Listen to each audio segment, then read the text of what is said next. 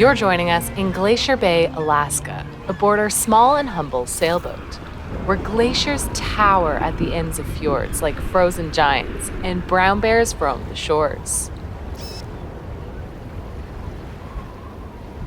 Right now, we're anchored in front of an amazing glacier, and the daily routine looks a little different to life on land.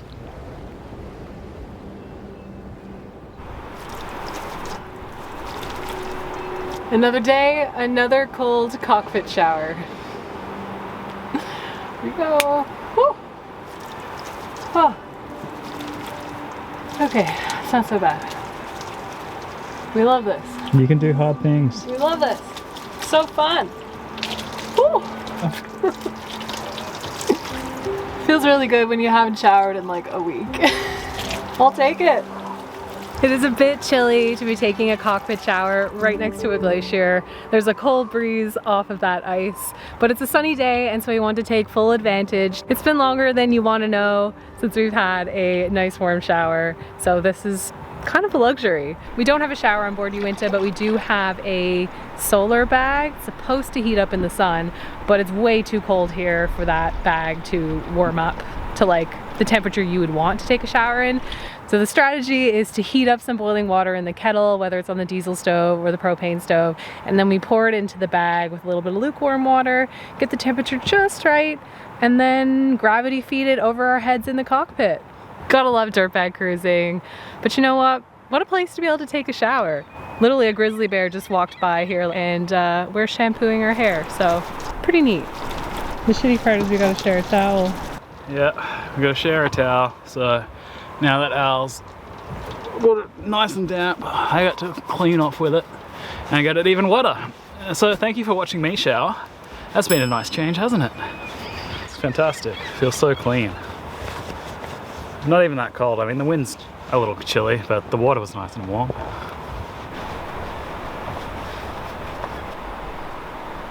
It's an absolutely beautiful morning here in Glacier Bay, and it's a perfect day for us to continue exploring this incredible national park. Have not yet made it to the very end of Glacier Bay, and so we're going to do that today. Really, really excited. John Hopkins Glacier, Lampu, just around the corner, about 10 nautical miles or so, not too far to go. It's a beautiful sunny day today, so we think we'll have some good visibility. Hopefully we can see the tops of these mountains. Really, really excited to get to explore the rest of Glacier Bay.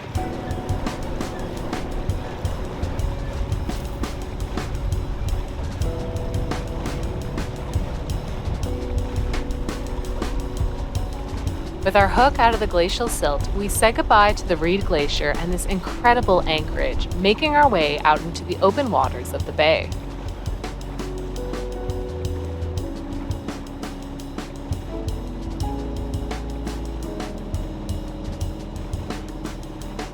It wasn't long before something on shore caught our eye.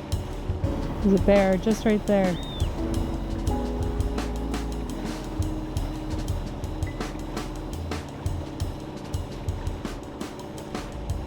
Brown bears are often spotted here in Glacier Bay, usually found foraging along the shorelines, eating grasses and berries, or digging for shellfish like mussels and clams. We had actually wandered the shore here earlier and found some wild strawberries, no doubt this bear's berry patch, and likely the same bear we had spotted earlier in the morning and throughout our last couple of days here. We were definitely happy to view this one from a safe distance and on our boat.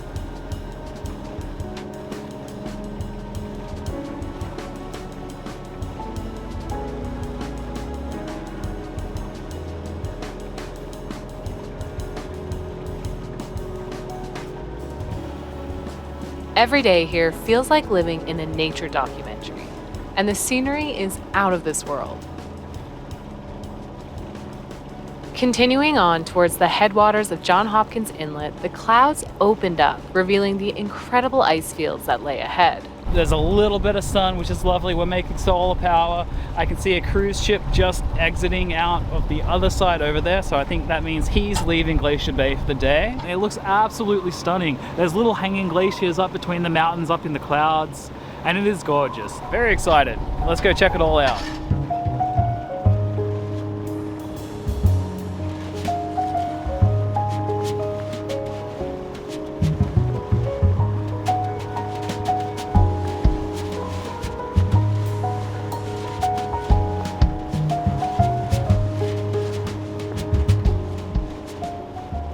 This area is known for its stunning vistas, massive mountains, some of the tallest in North America, and thousands of glaciers, with a handful of them stretching all the way down to the sea. Glacier Bay is absolutely incredible. The landscape here is stunning. It just absolutely takes your breath away. Every time we turn around a corner, the scenery is just unbelievable. Huge mountain peaks, like the biggest in North America, are here. Half of the world's glaciers are in Alaska. The history of Glacier Bay is one of the most dramatic and well-documented examples of glacial retreat in the world. Over just a few centuries, massive glaciers that once filled the bay have receded dramatically. During the period of the Little Ice Age, the Grand Pacific Glacier extended all the way to the mouth of Glacier Bay. This whole bay was filled with ice during the Little Ice Age. Back in like the mid-1700s, this entire bay was ice. And since then, everything's been slowly retreating and pulling back over the mountains. But the history of Glacier Bay isn't just a story of ice and geology. The Tlingit people, the indigenous inhabitants of the region, lived here long before the advancement of the ice, thriving in its rich coastal environment, fishing, hunting, harvesting, and living in harmony along its coast. Then, in the mid-1700s, the Grand Pacific Glacier began advancing rapidly, consuming everything in its path. The Tlingit people were forced to flee their villages, plying through these icy waters as the glacier swallowed up their ancestral homeland. By the early 1800s, European explorers started arriving and found the bay completely choked up with ice. In the decades that followed, the glacier began retreating more than 60 miles inland, dramatically carving the fjords and inlets we see here today. There are tons of hanging glaciers and glaciers that have retreated. It's just a very dynamic landscape. It's just amazing to look around and see how this landscape has been sculpted by fire and ice, and like the extreme forces that would have been needed to create this place. We are just coming around the corner to the first glacial stop of the day. It's the first one here as you enter John Hopkins Inlet. So let's go check it out. It's just around this corner.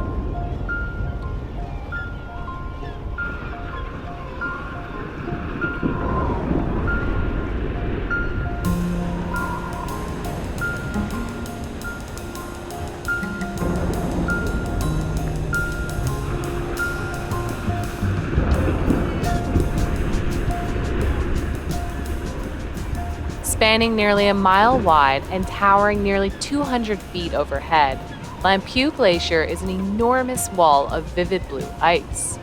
Once stretching down and into the sea, the terminus is now grounded. Like most glaciers in Alaska, it's thinning and retreating due to climate change.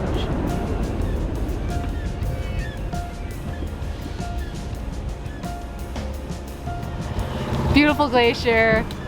Did a little bit of a dinghy mission to get up closer to it. So you're not allowed to fly drones in national parks, obviously, so having to get a bit creative with how we're getting our shots for this episode, which is a lot of us in the dinghy doing dinghy missions.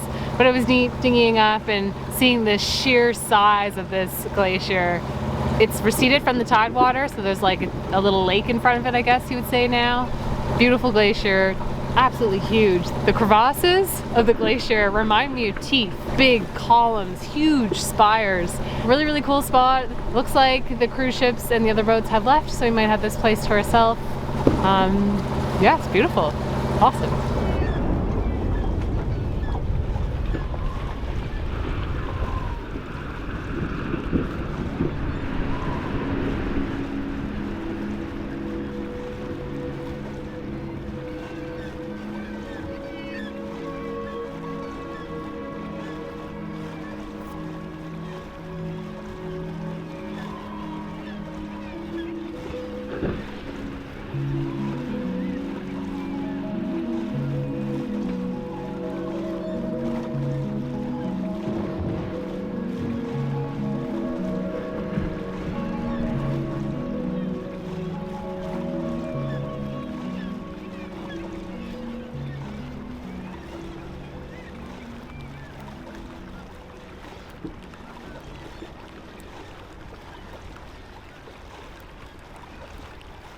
Well, the Lampu Glacier is super cool. It's just receded off the tidal water, so you can no longer get your boat up to it, but there's a beach in front of it, and if you've got somebody on the main boat, it makes for a pretty cool solo dinghy kind of excursion. So Alison went for a rip and went and checked it all out. I'm sure she got some amazing footage, but it's really neat to see. It's absolutely huge. It's another massive glacier. The edges of it look like a quarry. It looks like a gravel pit on the edges, but I'm sure all of that is ice as well. It's just slowly depositing sediment down here into the inlet. It's just magnificent. It looks absolutely stunning. There's little hanging glaciers up between the mountains, up in the clouds, and it is gorgeous.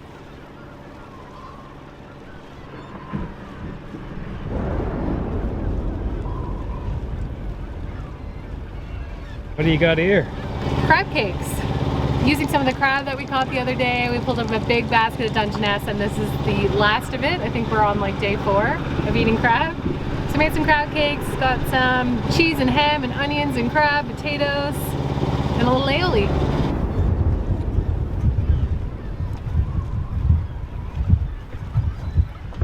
Really, really good. Yum. This is so nice, and what an absolutely great place to have lunch.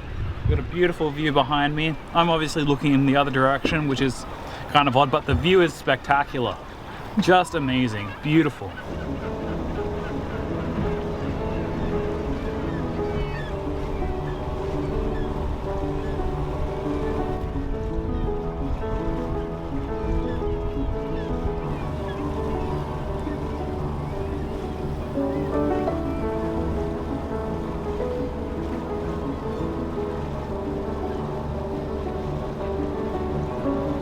This arm of Glacier Bay, absolutely beautiful, and we're so blessed that the cloud has opened up. We have a little bit of sunshine, and we really get to see it in all of its glory.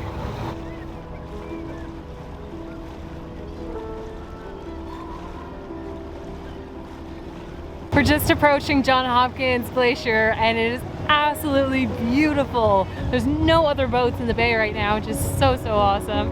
It's just us and the glacier.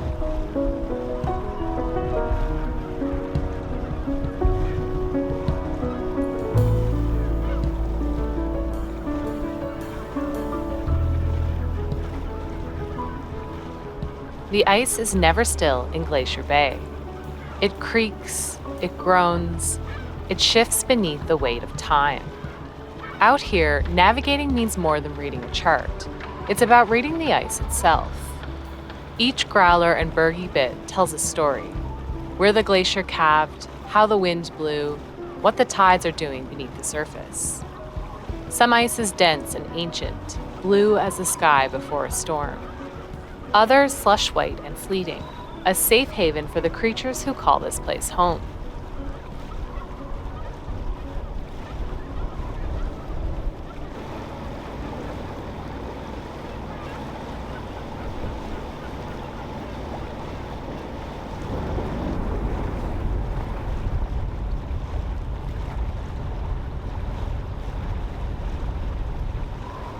Super cool. When you look on the charts, there's all these glaciers coming through the valleys up here, and I was expecting them all to just be like gone because the charts are like fairly old. It's really neat to see that there's still so much ice coming down to the water from all of the various different valleys, and each valley is kind of pretty unique to look at. They're in various different stages of retreats. There's so many hanging glaciers, and at first glance you look at them and it just looks like a big pile of rocks or silt, but there's glaciers under there. It's crazy. Yeah, you look at the bottom of them and there's these tiny little ice caves with rivers coming out of them. Yeah. And it's really neat to see, because otherwise it just looks like a quarry or a gravel pit, or just like a big scree slope. Some of them come right down, some of them are hanging up, but yeah, they're all pretty magnificent to see.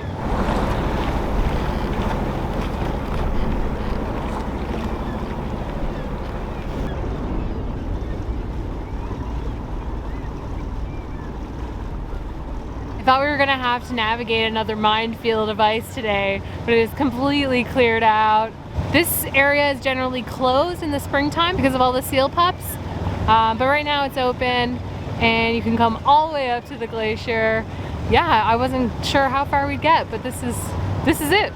This is a magnificent glacier though. It is so wide down the front here. Like the other ones were like fairly tight down the bottom, but this one is like massive. It's a couple miles wide for sure. Yeah, I would say at least like 2 nautical miles or like 3 to 4 kilometers wide across the bottom. Yeah, it's insane. 200 feet high, full width across. It's pretty nuts.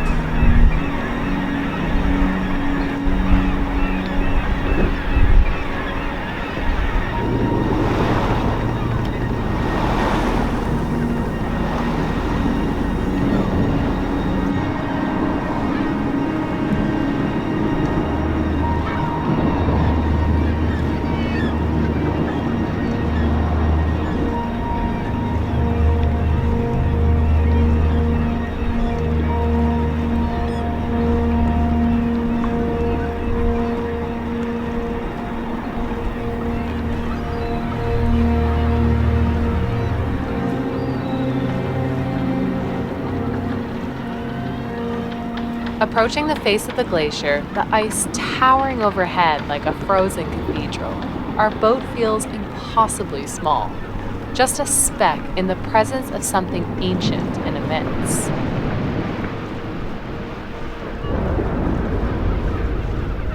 Deep, thunderous booms, sudden and primal, echo through the inlet. It's humbling and a bit unnerving.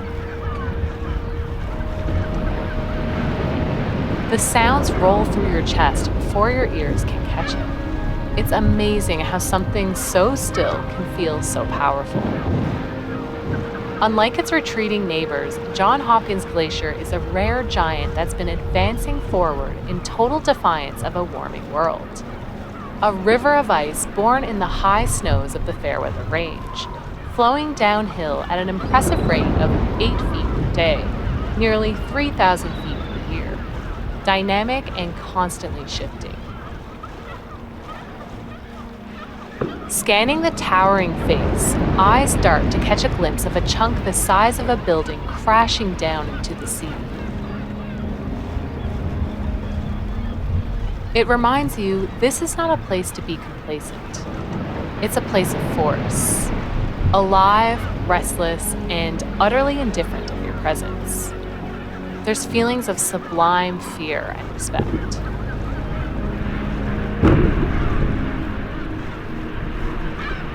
While the sights above the waterline steal the show, much of Johns Hopkins action happens underwater.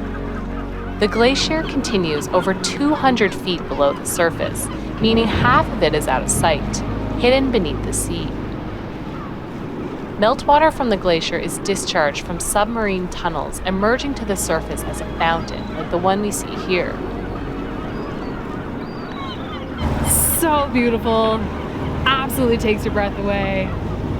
Stunning. One of the most beautiful places we've ever been. So neat here at the top of the inside passage. Like, I'm not quite sure what I was expecting, but Glacier Bay is really this jewel shining at the top of the inside passage. And when you get up here and it's magnificent, it's so glorious, and it is 100% worth all the effort and all the time it takes to get up here to come and witness it and come and explore it. It's absolutely magical.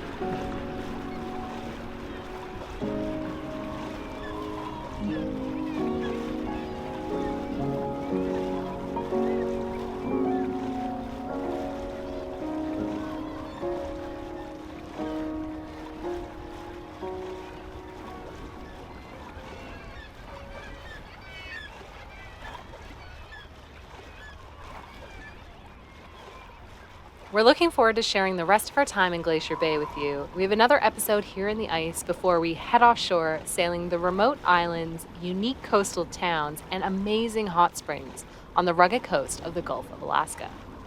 Thank you for being on the journey with us. Extra big thank you to the folks here whose generosity funds the continued production of these videos.